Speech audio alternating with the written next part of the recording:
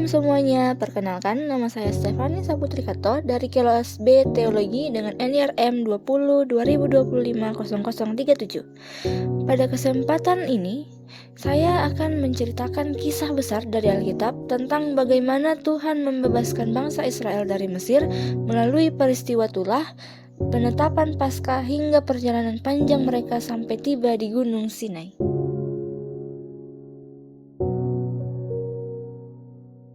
Bangsa Israel lama hidup di Mesir sebagai budak dan berseru kepada Tuhan untuk dibebaskan. Tuhan pun mengutus Musa dan Harun menghadap Firaun, tetapi Firaun menolak. Maka Tuhan menurunkan 10 tulah di Mesir. Air sungai Nil menjadi darah, katak memenuhi negeri, nyamuk dan lalat menyerang, ternak mati karena penyakit, bara di tubuh manusia, hujan es bercampur api menghancurkan tanaman, belalang melahap hasil bumi, kegelapan menutupi Mesir, dan akhirnya kematian anak sulung. Sebelum tulah terakhir, Tuhan menetapkan Paskah. Orang Israel menyembelih domba jantan tak bercacat, darahnya dioleskan pada ambang pintu, lalu dagingnya dimakan dengan roti tak beragi dan sayur pahit. Malam itu, malaikat Tuhan melewati rumah yang bertanda darah sehingga anak sulung Israel selamat, sedangkan anak sulung orang Mesir mati. Karena itu Firaun mengizinkan mereka keluar dari Ramses menuju Sukot dan Etam. Namun Firaun kembali mengejar sampai ke tepi laut Teberau. Tuhan membelah laut sehingga Israel menyeberang di tanah kering, sedangkan tentara Mesir tenggelam.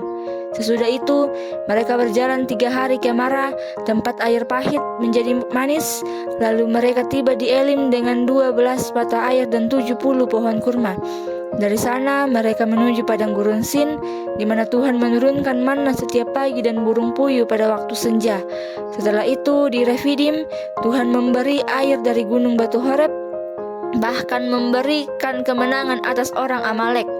Akhirnya mereka sampai di kaki gunung Sinai. Gunung itu diselimuti awan, guntur, dan kilat, tanda kehadiran Tuhan.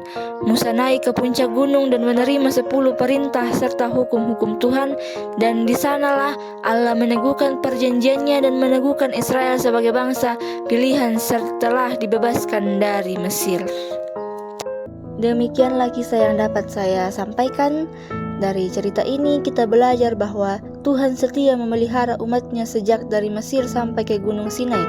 Oleh sebab itu, kita pun harus tetap percaya bahwa dalam setiap kesulitan hidup, Tuhan selalu menyediakan jalan keluar dan menuntun kita menuju rencananya yang terbaik.